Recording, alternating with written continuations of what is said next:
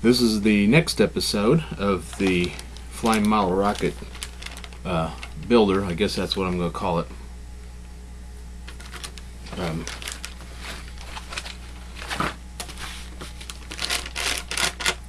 Sorry. I'm going to assemble the Estes Viking rocket kit. I plan to do some more rocket kits and or some old designs of both Estes and Century and other designs from other rocket companies and plans and other stuff. So I hope you'll support my YouTube videos. If you'd like to see more, I'd love to do more. I'm one of those born-again rocketeers. So let's get started. Here's the bulk kit you get.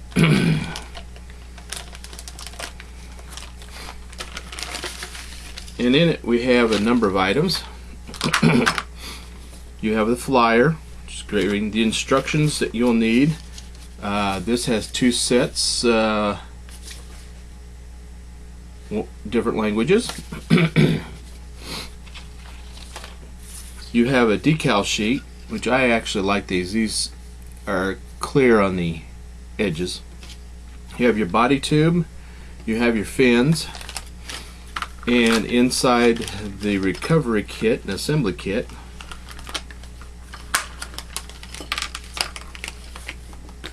you have your nose cone parts, your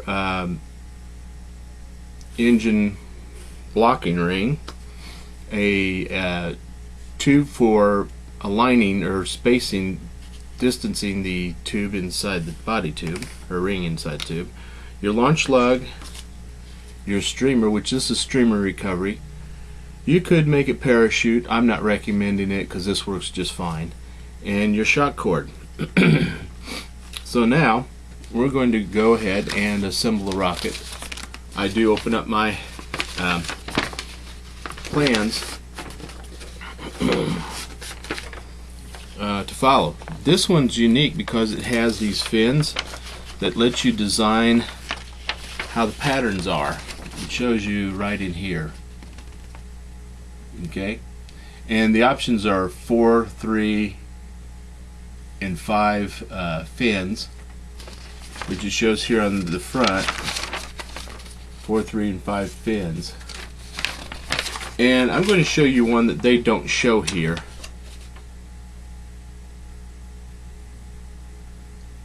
Because I know it's possible and it does fly and does work, but I just want to show you because I find it unique. I call it my bat pattern. This case, I've already partially assembled one, which I'm going to show you to continue this. But to start off, this one I'm going to show you using 4 fins. And additional items you'll need is a pencil, either some white glue or some wood glue. I like using wood glue. You could use super glue if you want to. I typically don't. Cement for plastic models, which we use for your nose cone. You will need that. Or, again, super glue. And you'll need something to sand on. First thing I'm going to do, and something to cut stuff with. I'm using a knife. I'd rather use a one of those razor knife cutting things, but anyhow, we're going to cut our fins out. I'm going to cut them all out, even though in this design I'm going to show you using 4.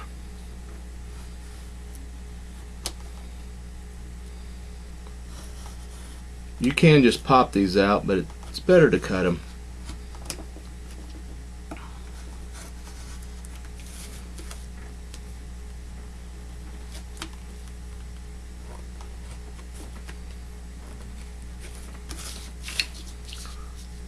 And if you're a young person, I recommend you have help with this if you're not able to handle knives or sharp things. It's actually fun for parents and kids to work on these together. I've done it with my kids. I'd like to do some more of it, but they're just not that much into model rockets. You don't need this. Some people recommend that what you do is you sand this before you take those out, but I usually don't. And I'm going to align them all together.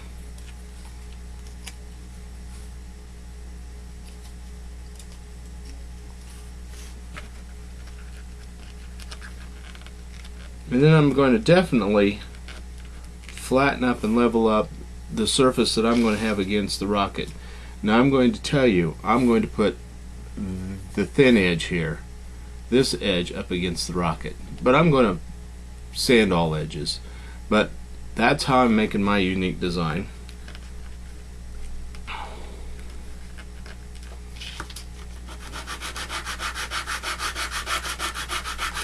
I shot an original video of this, and unfortunately I lost all the files, so I'm reshooting it with another kit.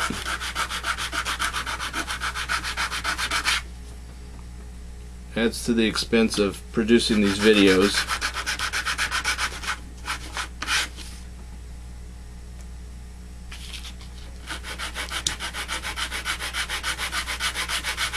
I am sanding all edges equal and flat. You don't necessarily have to go through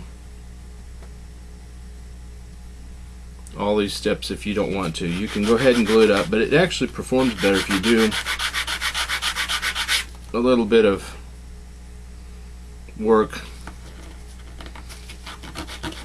on your fins. But if you just want to fly for fun, just glue them on.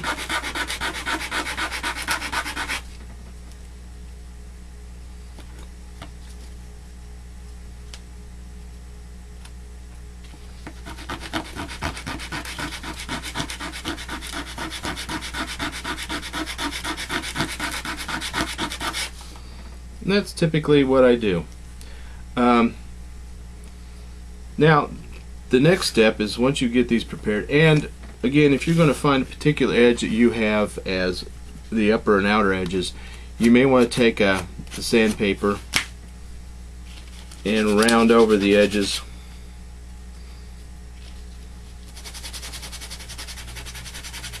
Variety methods and ways to do that.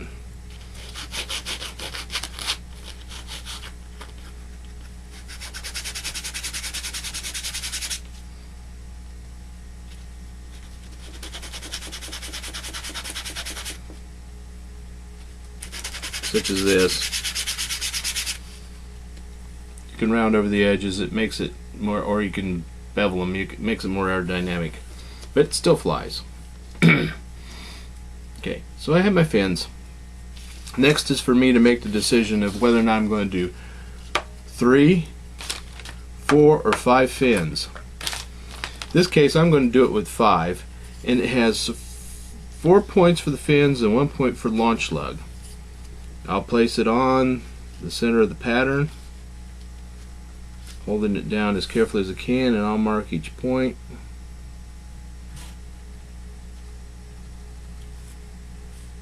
Kind of hard to do because you have to actually reach around.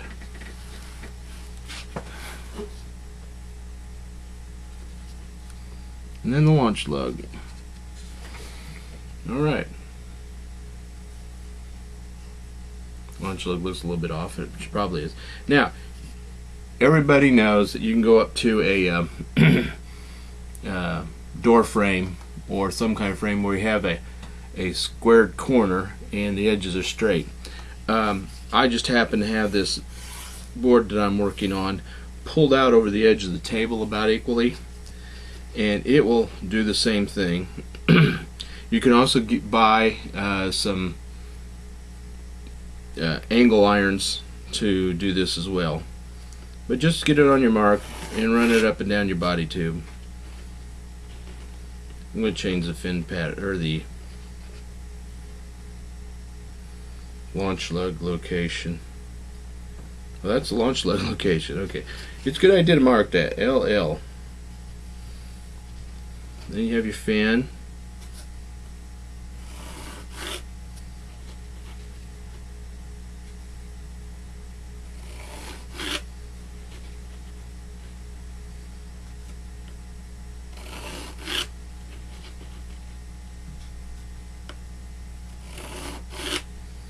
And when I do teach scouts, usually I will have them mark LL for launch lug and F for fin.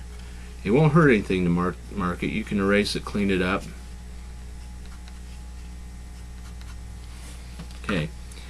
And then in this case, because of my fin pattern, I'm going to recommend you go up 1/4 of an inch, which I have this protractor which I can use to mark 1/4 of an inch. So go up 1/4 of an inch from the end of the tube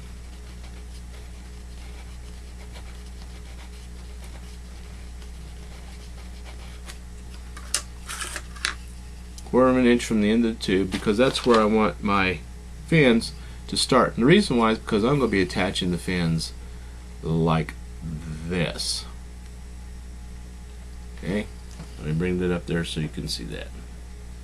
Like that. Now, when I glue, I'll use wet glue or wood glue. But when I glue the fins on, let me move the instructions out of the way. When I glue the fins on, I will put the glue on one side, and I'm consistent on one side, either left side or right side of this line, and that way I can use the line to line up the fin. I don't try to center it anymore. I used to when I was a kid, tried to center it. It frustrated me to no end. Now if I just put it up to where you can just see the line on one side of the fin, it works much better. So what you do is you apply a bead of glue to here and you glue the fin on right there. Do that for all the fins that you have we're going to put on here. Then what you do is you go back and you put in a little bead on the side of the fin where you glued after it has dried, and that's called a fillet or fillet, however you want to do it, but I call it fillet or fillet, either one. And you do the same thing with your launch lug. Now your launch lug is supposed to be up about 2 inches. I usually like having it, let's see,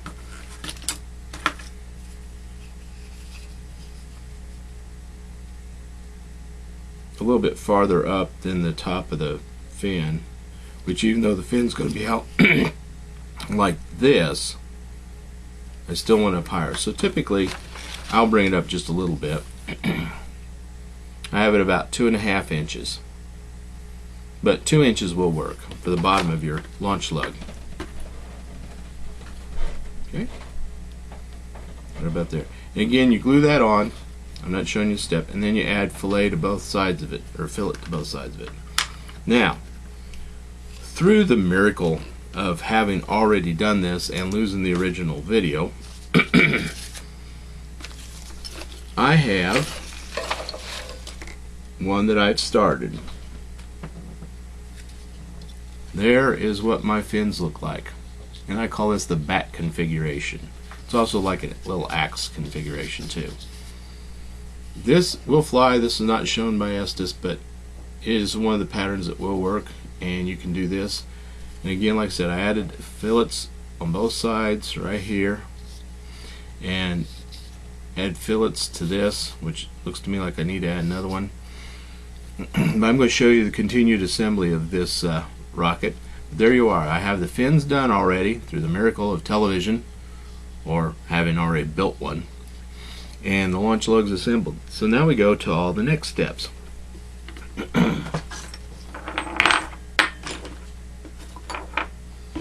And yes, I've already attached, glued the shock cord mount nose cone to the nose cone. I used model glue to do so, and made sure it's stiff and tight and holds on there, and it does. And that's done also. I'm not going to show you that step on this one, but I'm pretty sure you'll know how to do it. Next, in my first kit I did not have this tube, which allows you to mark your distance on how far your engine goes in. So since it's exactly the same size as the spent engine, I would have just gone ahead and used a spent engine and marked it just the same thing as I would this. This is basically scrap engine, but hold on to them, they're nice. I also keep some spent engines around because I use them for various reasons. So now what you're supposed to do is on this, mark up 1/4 of an inch.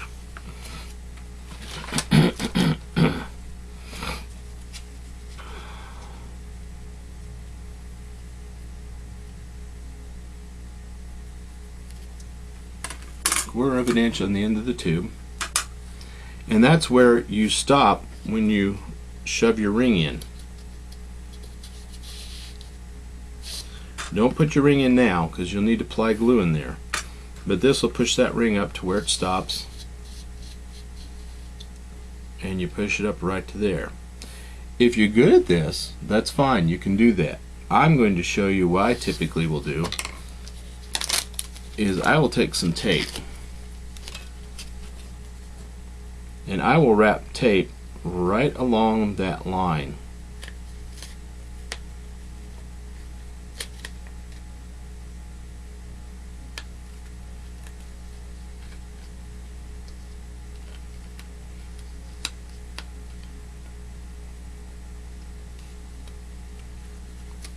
And I'll do quite a few wraps. It doesn't have to be great tape or perfect tape or even duct tape. I just had this sitting at the table.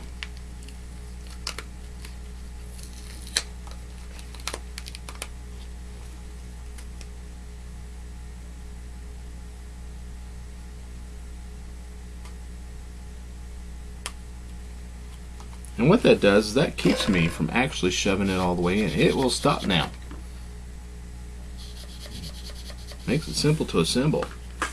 So now we need to put some glue, and instead of using white glue, I like white glue, it works. I'll actually use wood glue because I like the fact it bonds a little differently.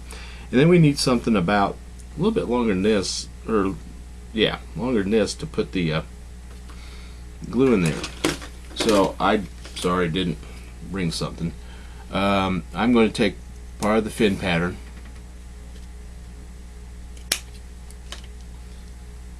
and some scissors, which I didn't mention I was going to use scissors. When you're assembling rock, it's always a good idea to have scissors and other items around. And then I'm going to mark about how far in I want to put that glue. I do want to put it just before the end of this.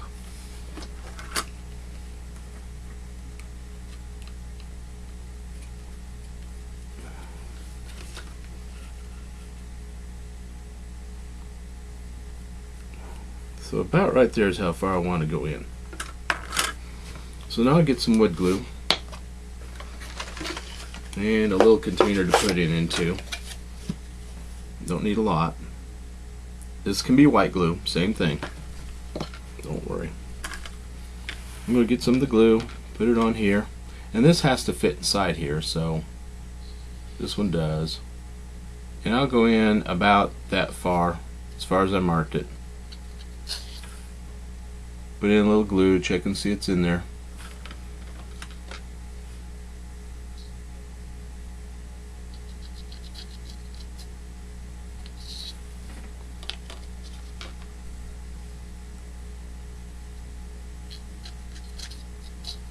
I'm going to spread it all the way around on the inside. And I look down into it. I'm pretty sure you can't see it in there, but it is in there. Now, before it dries, I'm going to put the ring in. I'm going to take my pusher and push it up, and I think I feel it getting there. Good thing to test to see if there's any glue on this, or to look down there and see if you've gotten into any of the glue. Now, sometimes you don't get it, and you'll find out once you launch your rocket, but it's good just to let it sit. And then after it dries, you take the tape off of this or again a spent engine, and you can check it by pushing this thing in. If it stops and you can't push it in any farther, and I mean push, that will show you that you've gotten your ring glued in there correctly. So next step is to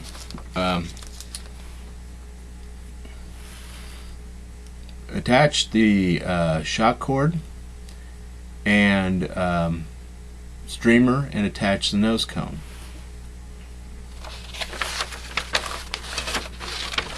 And I've glued this to the front. On here, your instructions, you have the shock cord mount,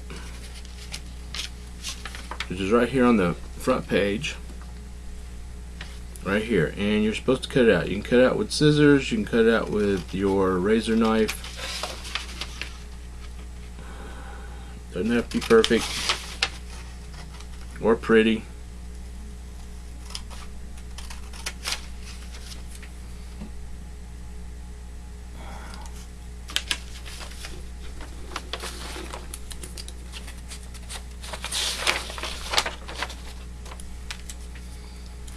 There's your shock cord mount, and you can either fold it with the line showing up or down, doesn't matter.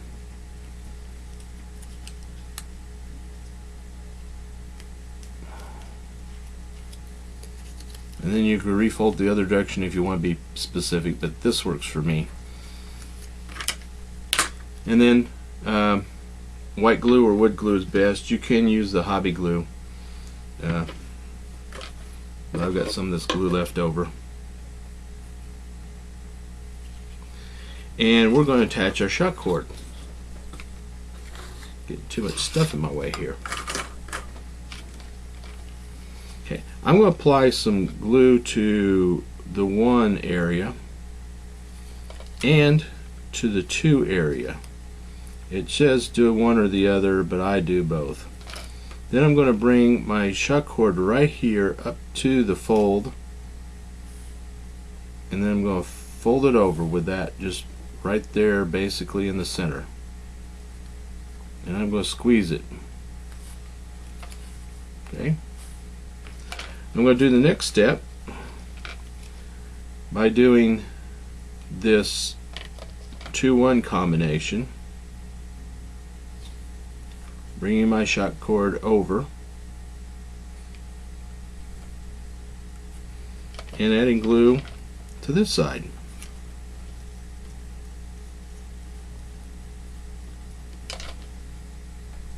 And then I fold it over.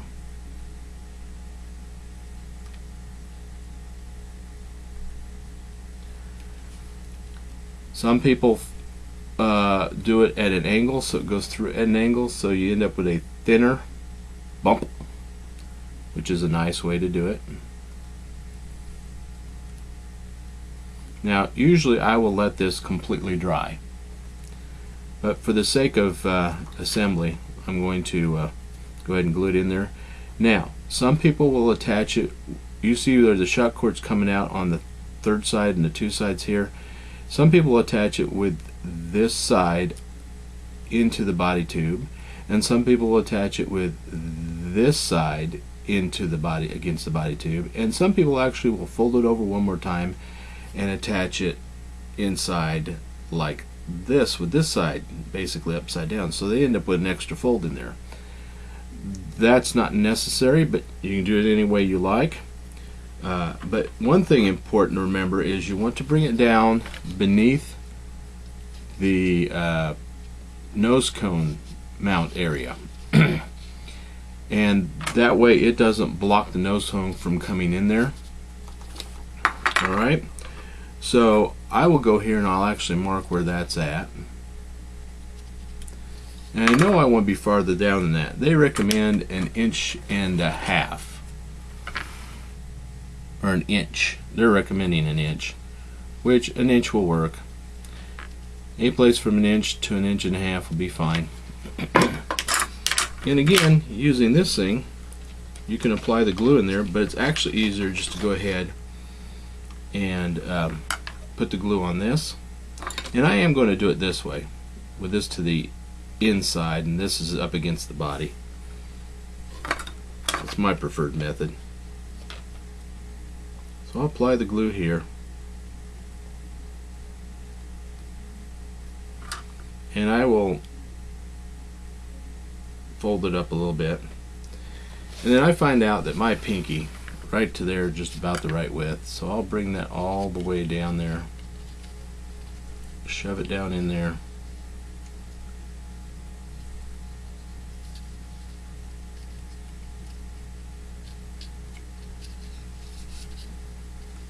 Not wanting to cooperate because of the shot cord. And I'll stick my pinky down there and feel where it's at and give it a little bit of pressure to push it down. And I didn't get it down there far enough.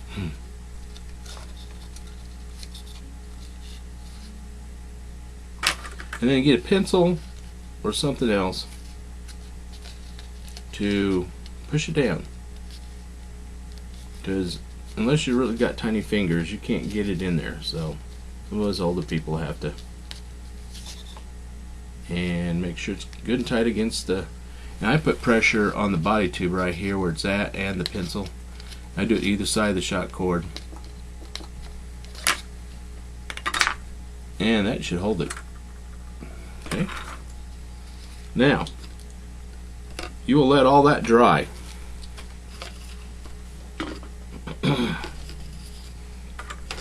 The next step is attaching the nose cone and the streamer. This one's pretty simple. But first, I've got a little what I call seam problem here. And there are a variety of ways to do with it. You can clean it up with a pocket knife. You may want to sand it a little bit.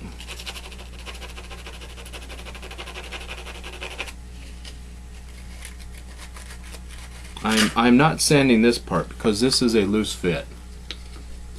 I've tested the fit, it's a loose fit, so I'll probably have to add tape when I fly it.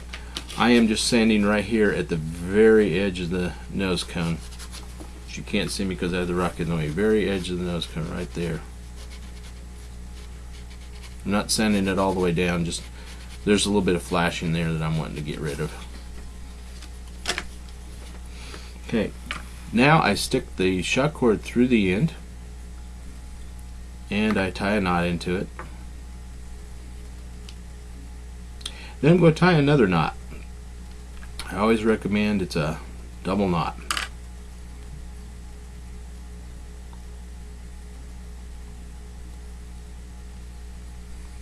And that will hold, but I do go ahead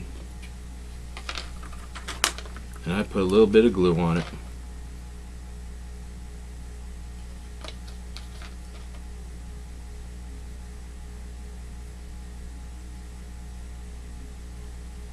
Just to help hold it in place. I like making sure it stays together.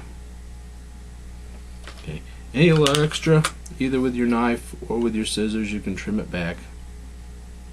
But do leave a little tab hanging out. Just a little one. Doesn't have to be big.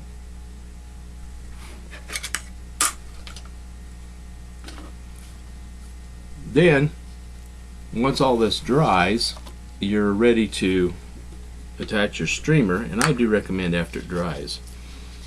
But you get some tape and you can attach. They recommend about 2 inches back.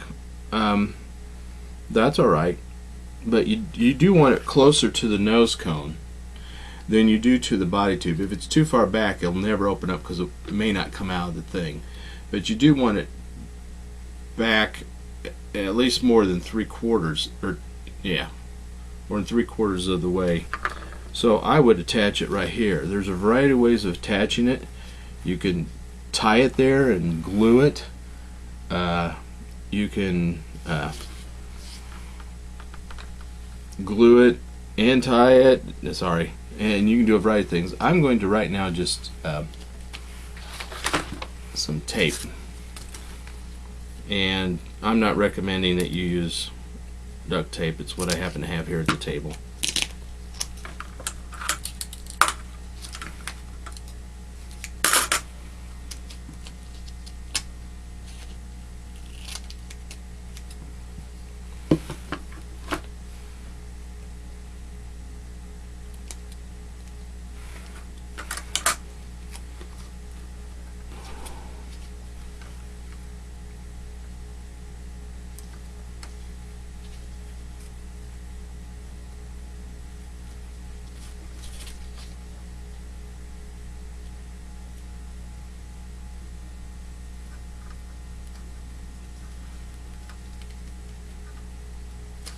And that's actually enough to hold it. You may want to, like I said, also glue it if you want to. Glue can stiffen that up. But, you know, there you are.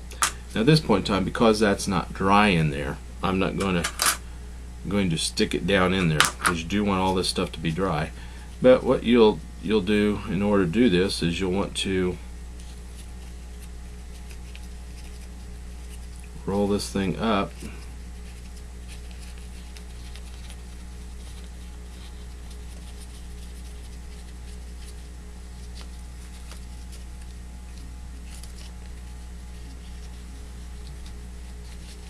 Make sure its diameter is smaller than the body tube.